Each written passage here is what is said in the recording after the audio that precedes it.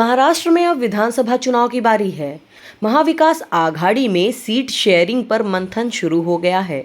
हालांकि समझौते के मूड में कोई भी नहीं दिख रहा है। सूत्र बताते हैं कि लोकसभा चुनाव में अच्छे प्रदर्शन के बाद शिवसेना विधानसभा चुनाव में करीब 115 से 125 सीटों पर चुनाव लड़ने की तैयारी में है। कांग्रेस पहले साफ कर चुकी है कि वो 150 सीटों पर चुनाव लड़ेगी। राज्य में विधानसभा की कुल 288 सीटें हैं। सूत्र बताते हैं कि शिवसेना इस साल के अंत में होने वाले विधानसभा चुनाव के लिए महाविकास आघाड़ी MVA गठबंधन के साथ चुनाव लड़ने की तैयारी में है। हालांकि उद्धव सेना ने साफ कर दिया है कि वो करीब 115 से 125 सीटों पर विधानसभा चुनाव लड़ने का टारगेट कर रही है। यह बात ऐसे समय में सामने आई है जब शिवसेना प्रमुख उद्धव ठाकरे ने मंगलवार को संजय राउत, अनिल देसाई, सुभाष देसाई, सुनील प्रभु और राजन विचारे समेत पार्टी के वरिष्ठ नेताओं के साथ बैठक की और विधानसभा चुनाव लड़ने की रणनीति तैयार करने के लिए चर्चा की। सूत्रों की माने तो बैठक के दौरान उद्धव ठाकरे ने सभी 125 विधानसभा सीटों की समीक्षा की।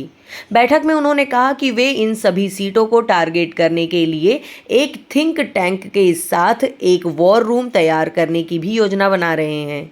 दरअसल शिवसेना UBT पिछले वोट मार्जिन के आधार पर इन 125 सीटों की मांग करेगी। इसके अलावा पार्टी इन सीटों को पिछले विधानसभा चुनावों से मिले वोटों के आधार पर A, B और C लेवल पर वर्गीकृत करेगी।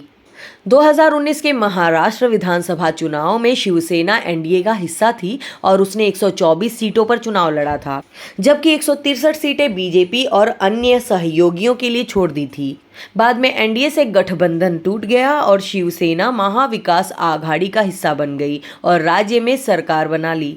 साल 2022 में शिवसेना में टूट हो गई और एकनाथ शिंदे खेमा 30 से ज्यादा विधायकों के साथ NDA का हिस्सा बन गया, जिसके बाद राज्य में शिंदे को मुख्यमंत्री बनाया गया। हालांकि साल 2024 के लोकसभा चुनाव में उद्धव ठाकरे ने 22 सीटों पर चुनाव लड़ा था। इतना ही नहीं, सीटों पर शिवसेना ने 2019 के लोकसभा चुनाव में उम्मीदवार उतारे थे, तब वे NDA के साथ थी। यही वजह है कि पार्टी पिछले विधानसभा चुनाव के सीट बंटवारे के फॉर्मूले पर ही ध्यान केंद्रित कर रही है और 125 सीटों पर चुनाव लड़ने का टारगेट बना रही है।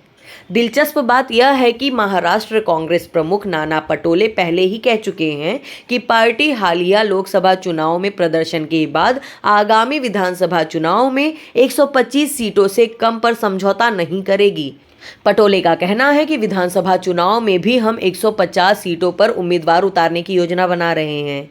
कांग्रेस ने साल 2019 के लोकसभा चुनाव में 1 सीट जीती थी। इस बार 13 सीटों पर जीत हासिल की है। इसके अलावा सांगली सीट से कांग्रेस के बागी उम्मीदवार विशाल पाटिल ने जीत हासिल की। साल 2019 के महाराष्ट्र विधानसभा चुनाव में अविभाजित शिवसेना ने 56 और राष्ट्रवादी कांग्रेस पार्टी NCP ने 54 सीटों पर चुनाव जीता था, जबकि कांग्रेस को 44 सीटें मिली थी।